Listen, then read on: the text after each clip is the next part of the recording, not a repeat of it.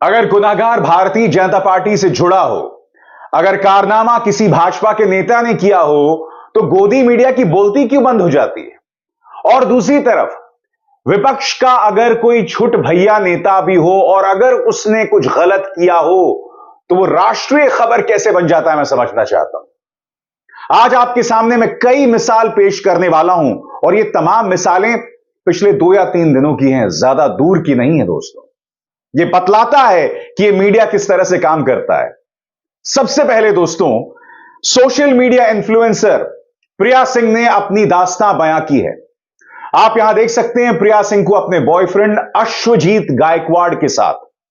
प्रिया सिंह का आरोप है कि उनके बॉयफ्रेंड अश्वजीत गायकवाड़ ने अपनी एसयूवी में उन्हें रौंद दिया। आप देख सकते हैं कि प्रिया सिंह अस्पताल में पड़ी हुई हैं। उनकी कितनी खराब हालत है। यह घटनाक्रम मुंबई का है दोस्तों। प्रिया सिंह एक इन्फ्लुएंसर हैं जिनके 11 लाख फॉलोअर्स हैं।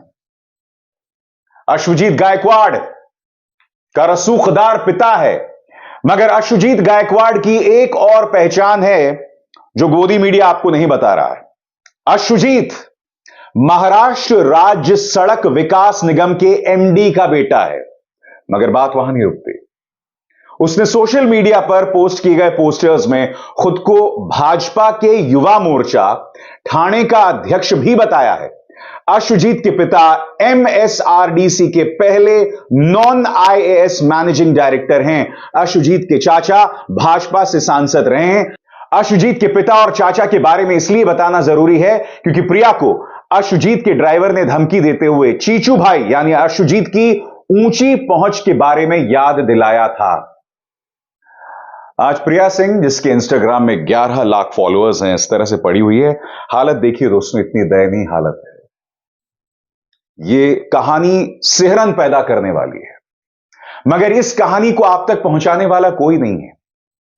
प्रिया की आवाज को पहुंचाने वाला कोई नहीं है, मगर मैं दावे के साथ कह सकता हूं, अगर अश्वजीत की जगह इमरान खान होता, या फिर अश्वजीत गायकवाड़ कांग्रेस के किसी युवा मंडल का नेता होता, तब मैं दावे के साथ कह सकता हूं कि प्राइम टाइम पर तमाम पापा की परियां, तमाम जो छोटे मोटे गुल्लू कालू हैं, वो उछल उछल कर शोज करते हैं।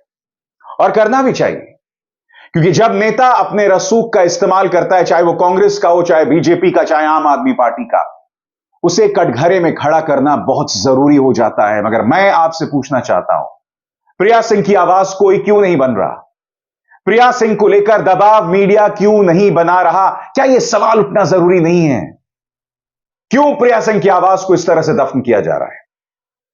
क्यों अश्वजीत गायकवाड़ के इस कथित गुनाह के बारे में कोई चर्चा नहीं कर रहा है? अरे कम से कम मुद्दे के मर्म तक पहुंचो, उसकी हकीकत तक पहुंचो। कुछ और नहीं तो अश्वजीत गायकवाड़ को क्लीन चिट ही दे दो। चलो मैं तो कह रहा हूं प्रिया सिंह झूठ बोल रही है, तो कम से कम यह मुद्दा क्या है जनता तक पहुंचाओ ना। इतनी हिम्मत तो करो। तुम कहां तक हिम्मत करते हो वो सब जानते हैं। अब दूसरी खबर बताता हूं, क्योंकि इस कार्यक्रम का नाम है कि भाजपा के नेताओं के कारनामों पर आखिर चुप क्यों हो जाती है गोदी मीडिया। यह दूसरी खबर देखिए दोस्तों, जो अपने आप में हैरत पैदा करती है।